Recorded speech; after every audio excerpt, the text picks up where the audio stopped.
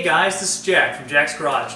Today I'm working on my 2013 Dodge Ram 1500 and we'll be changing the oil. Ready? Let's get started.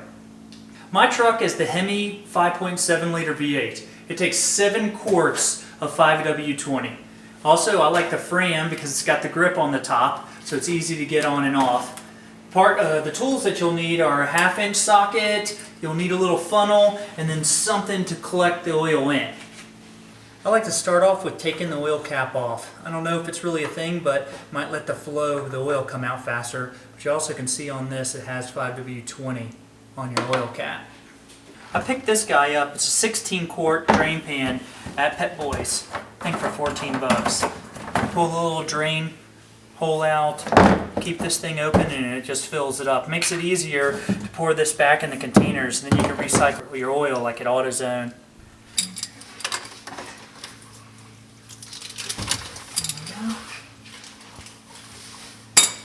So I like to wear safety glasses while I'm under here. It's pretty dirty.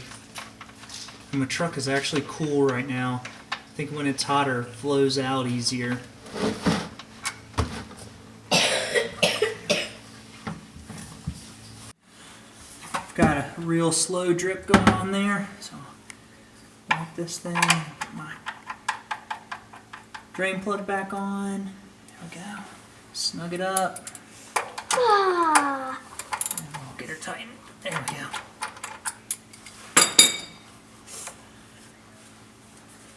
So pretty easy to get the oil filter off when you got the grip on there. You don't need a special tool. But it typically gets all over the rack and pinion steering when you pull it out.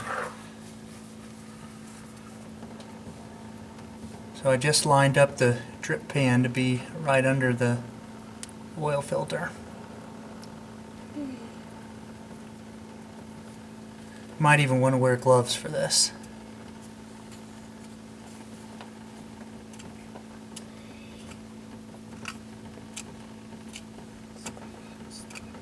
And sometimes you put cardboard or some plastic over the rack, or you just wipe it down really good after you pull it off. But it is kind of a pain in the bottom. The Fram filter that I got is a PH2. The first one that I had was the wrong one, had to run back to AutoZone. So this little seal right here, rub a little bit of your oil on there to keep it sealed when it attaches to the motor. So what I do is usually pull off the top, squeeze a little bit up, and rub some of it on there. And then we'll put that on.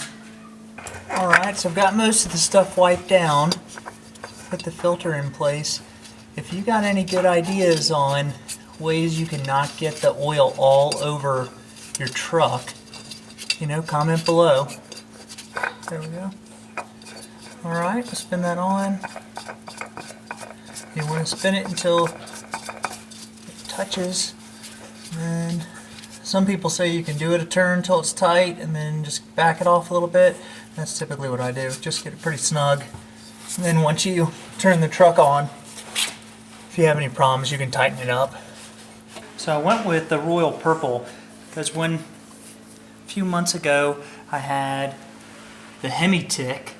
When I was reading online, they said sometimes it has to do with the oil. Well, my Hemi tick had nothing to do with the oil. It had to do with the exhaust manifold. One of the bolts coming loose. Actually, it broke off. So I got one of them tapped out, and then I had another one, and now on the other side of the truck, on the driver's side now, I got another bolt, but it's really hard to get to with the four-wheel drive. So we'll get that done in a couple months.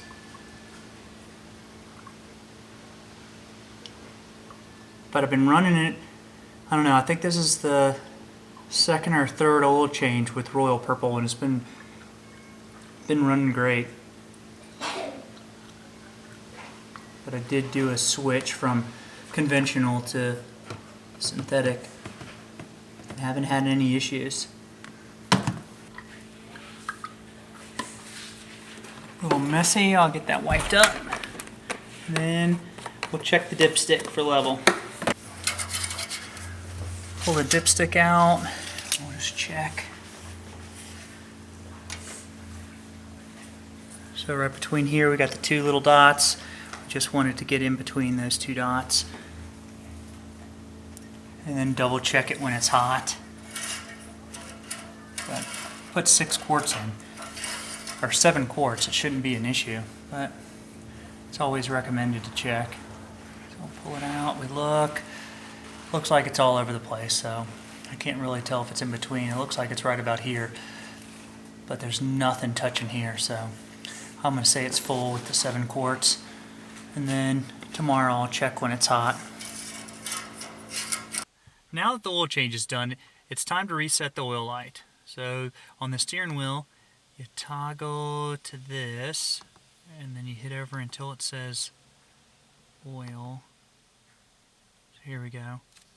Oil life. And then you hold both, I think, to reset. There we go. We got 100% there. And then let's see, I think you have to reset the oil filter too. So you hit over.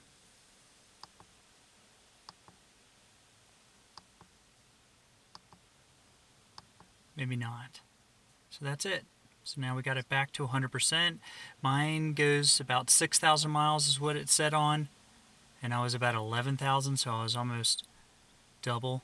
I was way overdue for the oil change. But that's how you get it, and then you just flip back to your miles per hour. That's it for today. If you got any tips or tricks, mention them down below. Any way to make it easier to change the oil is good with me. Anytime you don't have to clean up all that mess on the bottom and it's easier to wipe off, just comment below. And thank you for watching, and tune in next time.